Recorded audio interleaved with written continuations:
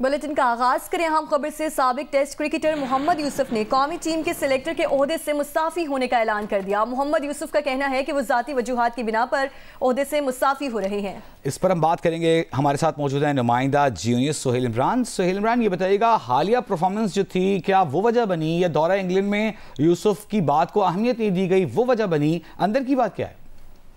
जी वजी, उन्होंने अभी सोशल मीडिया पर चंद मिनट पहले ऐलान किया है कि वो अपने ओहदे से मुस्ताफी हो रहे हैं और जाती वजूहात बयान किए हैं। लेकिन इस हवाले से जब हमने पाकिस्तान क्रिकेट बोर्ड से रब्ता किया, उनका कोई रिस्पांस नहीं आया। इसी तरह मोहम्मद यूसुफ से हर तरह से कोशिश की गई है, लेकिन उन्होंने फोन नहीं उठाया। और जो हमें जराए इस बात की तस्दीक कर रहे हैं, जिनको अभी हम इस लिहाज से तस्दीक नहीं कर सकते अपने जराए के, क्योंकि अभी ऑथेंटिक ये चीज नहीं है, लेकिन बताया ये जा रहा है कि शायद इनका कॉन्ट्रैक्ट जो था वो खत्म हो रहा था, आगे कॉन्ट्रैक्ट रिन्यू नहीं हो रहा था। और इसके साथ साथ जो ये चैंपियंस कप की टीमों का ऊपर सिलेक्शन के मामला थे, ये वाले और दूसरे सिलेक्शन के मामला थे, उसके ऊपर वो सारे थोड़ा से मसले मसाइल चल रहे थे, जिसकी वजह से उन्होंने इस ओहदे से अलग होने का फैसला किया। लेकिन दूसरे जो जराए हैं हमारे नेशनल क्रिकेट अकेडमी के, वो इस बात को भी कह रहे हैं कि मोहम्मद यूसुफ को नई जिम्मेदारियां कोई दी जा रही हैं। पाथवे जो टीमें हैं, पाकिस्तान अंडर 19 जो टीम है, जिसको आगे सीरीज भी खेलना है आने वाले चंद दिनों के अंदर, और उसका जो है वो एक मरतबा फिर से हेड कोच मुकर्रर किया जा रहा है। लेकिन इस हवाले से मोहम्मद यूसुफ से सिर्फ उन्होंने सोशल मीडिया पर अपनी पोस्ट डाली है कि वो नॉर्मली इस तरह सोशल मीडिया पर अपने ओहदा छोड़ने का ऐलान जरा गैर मुनासिब सा है। पहले बोर्ड को एतमाद नहीं लिया जाता है जब तक कोई खटपट ना हो, वरना यूं सोशल मीडिया पर ऐलान नहीं किया जाता। क्या ये दुरुस्त ख्याल है? जी बिल्कुल, इसी वजह से ये सारा मामला मशकूक इस लिहाज से हो रहा है कि अगर मोहम्मद यूसुफ को पाकिस्तान क्रिकेट बोर्ड नई जिम्मेदारियां दे रहा था, या उनको अंडर 19 की या इमर्जिंग टीम की जिम्मेदारियां सौंपी जा रही थी हेड कोच के तौर पर, तो ये बड़ा एमिकेबली के तौर पर पाकिस्तान क्रिकेट बोर्ड तो पार्टीज मिलकर ये ऐलान कर सकती थी।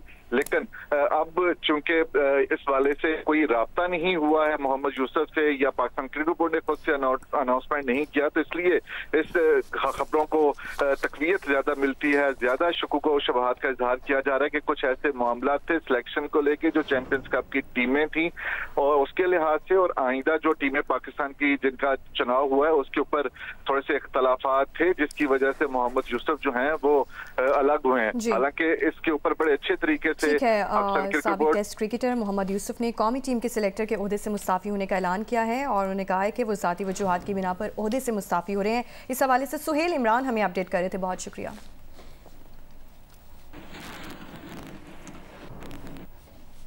बलूचिस्तान से एक और अहम खबर आ रही है, और ये खबर है ज़िला मुसाखेल से, जहां गैस कंपनी के कैंप पर फायरिंग की गई है और बताया जा रहा है कि मुसल्लह अफराद 20 से ज़ायद मजदूरों को अगवा करके ले गए हैं।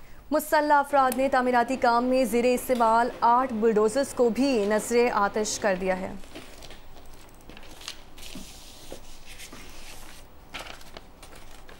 पंचकूर में नाम मालूम मुसल्लह अफराद की फायरिंग से जाँ बहक 7 मजदूरों की मैयतें आबा इलाके मुल्तान रवाना कर दी गई हैं। वाक़े का मुकदमा CTD थाना पंचकूर में दर्ज कर लिया गया है। गुज़िश्ता रात पंचकूर के इलाके खुदा आबादान में मुसल्लह अफराद ने एक मकान में रिहाइश पसीर मजदूरों को फायरिंग करके कत्ल कर दिया था। फायरिंग के नतीजे में एक मजदूर जख्मी भी हुआ, जो कि पंचकूर अस्पताल में ही ज़ेरे इलाज है। इंतजामिया के मुताबिक जाँ बहक और जख्मी मजदूर पंचकूर के मुख्तलिफ इलाकों में मकानात की तामीर का काम करते थे। मजदूर आपस में रिश्तेदार थे। पुलिस और इंतजामिया की जानिब से फायरिंग के वाक़े की तहकीकात की जा रही हैं। जिस घर पर फायरिंग की गई थी उसे और मुल्हिका इलाके को सील कर दिया गया है।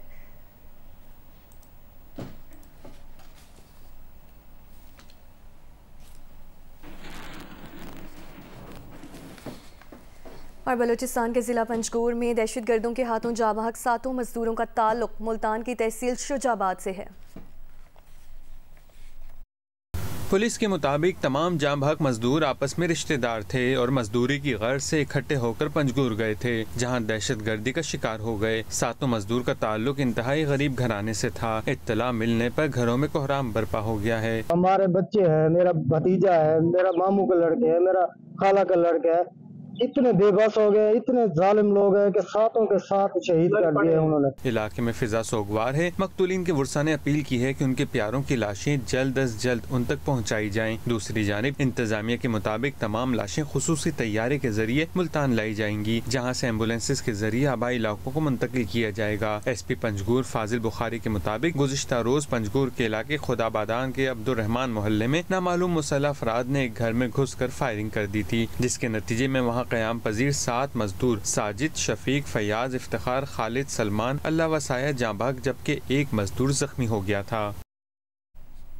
एक बार फिर बलूचिस्तान में अफसोसनाक वाक़या पेश आया है। एक बार फिर निशाना वहाँ रोज़गार के लिए जाने वाले मजदूर हैं। पंजगूर में फायरिंग से जाँ अफराद का ताल्लुक मुल्तान की तहसील शुजाबाद से है, जिनके नुमाइंदे मकतूल मोहम्मद रमज़ान के घर पर मौजूद हैं, जो घर का वाहिद कफील था। उसके 3 बच्चे और वालिदा नाबीना हैं। मज़ीद बता रहे हैं शुजाबाद से मोहम्मद इमरान। जी बिल्कुल, गुज़िश्ता रोज कोयटा पंजगूर के इलाके में 7 मेहनतकशों को बेदर्दी से कत्ल कर दिया गया। 7 मेहनतकशों का ताल्लुक शुजाबाद के नवाही इलाके चद्दड़, बस्ती, राजापुर, शाहपुर से है।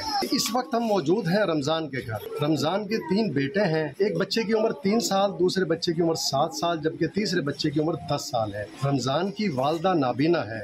हमारे साथ मौजूद हैं रमजान के कज़न। इनसे जानते हैं इस बारे में ये क्या कहते हैं। ये तकरीबन 4-5 माह से पंजगूर गए थे। सरकार ये लोग काम करते हैं, मजदूर आदमी है। इल्तिजा है हमारे दाद की जाए, गरीबों के हक दिलाया जाए, इनके कमरे वगैरह हर चीज़ आपके सामने है। अहम ब्रेकिंग न्यूज आपको देंगे। इसराइली अफवाज की लेबनान की सरहद के अंदर कार्रवाइयां शुरू होने की इत्तलात सामने आ रही हैं। अमरीकी मीडिया ने दावा किया है कि हिजबुल्लाह की पोजीशन खाली कराने के लिए महदूद जमीनी कार्रवाई शुरू हो चुकी है या शुरू होने वाली है। जुम्मे को secretary general Hezbollah Hassan Nasrallah को इसराइली फजाइया ने बंकर बस्टर मिसाइलों से निशाना बनाकर शहीद किया। इसराइली हमले की नई मालूमात सामने आई हैं। ये सब जानने के लिए देखिए रिपोर्ट। टीवी के तज्जियाकारों का कहना है कि हसन नसरुल्लाह पर हमला MK-84 मिसाइल से किया गया। ये बंकर शिकन मिसाइल 920 किलोग्राम बारूद से भरा होता है। ये मिसाइल ज़मीन में 30 मीटर तक मार करने की सलाहियत रखता है। MK-84 मिसाइल जदीद F-15 लड़ाका तैयारों से गिराए गए। इसराइली फ़ौज ने MK-84 के अलावा 80 दीगर नौयत के मिसाइल भी बरसाए। मजमूई तौर पर इस हमले में 2000 किलो बारूद इस्तेमाल किया गया। तज्जियाकारों के मुताबिक हिजबुल्लाह का हेडक्वार्टर ज़ेर ज़मीन था, जिसका पता इसराइली जासूसों ने लगा लिया था। लिबनानी माहिरीन का अंदाज़ा है कि हमले का निशाना बनी इमारत के ज़ेर ज़मीन फ्लोर की तादाद 4 थी। माहिरीन ने इसराइली फ़ौज का ये दावा रद्द कर दिया कि उन्होंने जिस मुकाम को निशाना बनाया वो ज़मीन में 14 मंजिल नीचे था। हमले के वक्त इसराइली फ़ौज ने पूरे इलाके का मवासलाती निज़ाम मफलूज कर दिया था। हसन नसरुल्लाह की शहादत पर अमरीकी सदर जो बाइडन ने कहा कि हसन नसरुल्लाह के इख्तिताम से इंसाफ का अमल पूरा हुआ। अमरीका हिजबुल्लाह, हमास, हूसियों और ईरानी हिमायत याफ्ता दहशतगर्दों के खिलाफ इसराइल के दिफा के हक की मुकम्मल हिमायत करता है। रूसी वजीर खारजा सरगेई लारोव का कहना है कि हसन नसरुल्लाह के कत्ल का मकसद ईरान और अमरीका को पूरे खित्ते में एक मुकम्मल जंग छेड़ने के लिए उकसाना था। तुर्क सदर उर्दवान ने कहा कि इसराइल ने अपनी नस्ल कशी, कब्जे और जारियत की पॉलिसी का नया हदफ लिबनान को बना लिया है। आलमी इदारे इसराइल को रोकें। चीन के वजीर खारजा ने मशरिक़ वस्ता में फौरी जामे जंगबंदी पर जोर दिया। सेक्रेटरी जनरल अक़वाम मुत्तहिदा की लेबनान में हमलों की मजम्मत, कहा कि लेबनान में तशद्दुद अब रुक जाना चाहिए। सऊदी अरब मशरक़ वस्ता और इससे बाहर तनाज़े की सूरत हाल में कमी और तरक्की के फ़रोग़ का ख्वाहा है। दुनिया बहरानों में इजाफा देख रही है। बदकिस्मती से आलमी बिरादरी इनका ठोस हल तलाश करने की बजाय सिर्फ उनको संभालने की कोशिश कर रही है। सऊदी वज़ीर ख़ारजा शहज़ादा फैसल बिन फरहान का अक़वाम मुत्तहिदा के जनरल असम्बली इजलास से खिताब। कहा, फ़लस्तीनियों के खिलाफ इसराइली जराइम को यकसर मुस्तरद करते हैं। फ़लस्तीन के बहरान का मुनसिफाना हल तलाश करना ज़रूरी है। सियासी पोलराइजेशन के खिलाफ खबरदार करना चाहते हैं।